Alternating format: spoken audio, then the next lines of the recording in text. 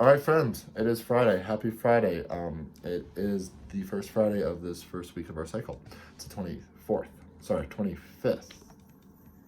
Yeah, Friday the 25th. I apologize. Starting off with 100-meter jog, 100-meter skip. I do like that a lot. Then we have some rounds of change plate IYTs. We haven't done these in a while, but they're really, really good for our shoulders. The last couple days have been kind of shoulder heavy, so some of you might be a little sore in the shoulders, and that's okay, but we do want to keep that in the back of our mind. So coaches, please do ask people how their bodies are feeling before today. Especially this being the first week, it's a little bit of shock to the system.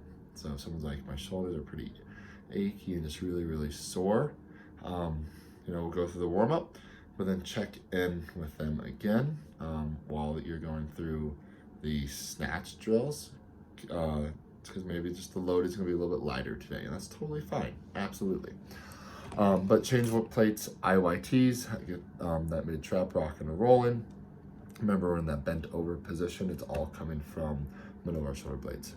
Then 2 McGill crunches each side, get that core rock and rolling, 5 empty bar muscle snatches. So remembering with this, that muscle snatch, there's no re-dip back under the bar once we do that second pull. It's just that we extend those hips, we pull up, press through, all right?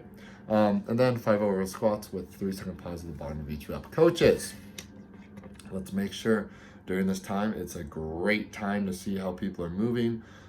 If they have any faults, like common faults on an overhead squat, which could be, an inactive position due to some flexed elbows and all that jazz. So something we can do to help that is have the cue of pressing up into the bar.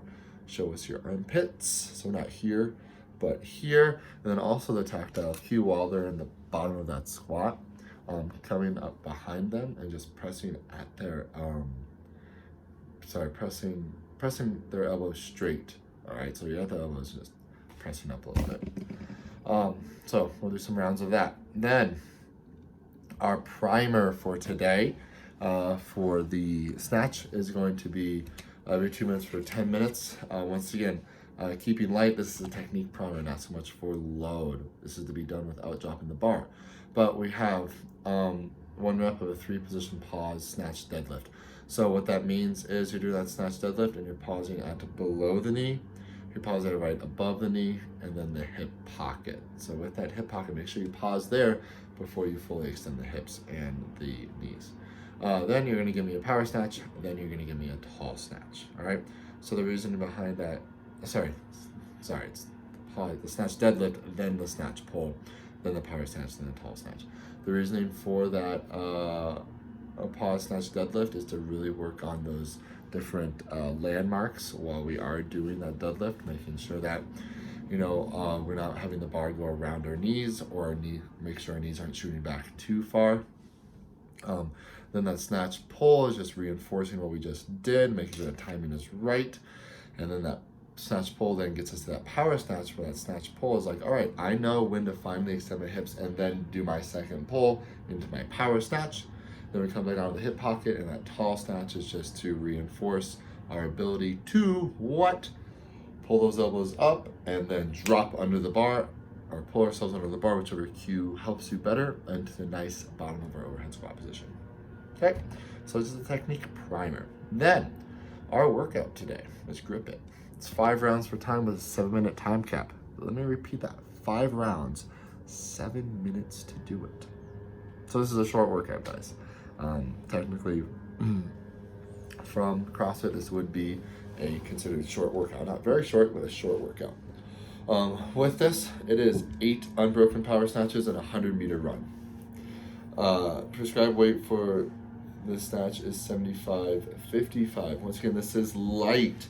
We are working on efficiently cycling a power snatch today and building up volume with it. Then 100-meter run. We are looking at those 8 to take maybe 16-20 seconds, then that 100-meter run to be taking about 30 seconds there. So if it's like that, looking at a round to be about 1 minute. All right, so there is a 2-minute buffer there for people that are a little bit slower, or those who aren't as quick with cycling a power snatch due to they haven't done it a lot, or they're really, really tall. This guy. But yeah, once again, the weights should feel pretty light this first week because we're working on volume, not load here for cycling. With this, when we're talking about cycling a power snatch or cycling Olympic weightlifting movement in general, slow your brain down, all right? It might seem kind of weird, but if you feel like if your brain's telling you to rush, your body's gonna rush, all right? We just did those primers beforehand, especially to make sure that, this is gonna help to especially make sure we don't rush that second pull. Remember, even if we're cycling, we don't have to yank that bar off the ground for that first pull. Keep it smooth, all right? Then we accelerate when that bar gets past our knees. We finally pull our arms. Once we've extended our hips, we pull, and then you pull underneath with a nice tall chest, and you stand up. After that, when it comes to bringing that bar back down, because I don't want us to, it's not allowed to touch the ground. It's supposed to be unbroken, meaning the bar stays on the ground the whole entire time. I want you to think about when we're coming back down, keep that chest nice and tall, especially when we're doing this turnover down.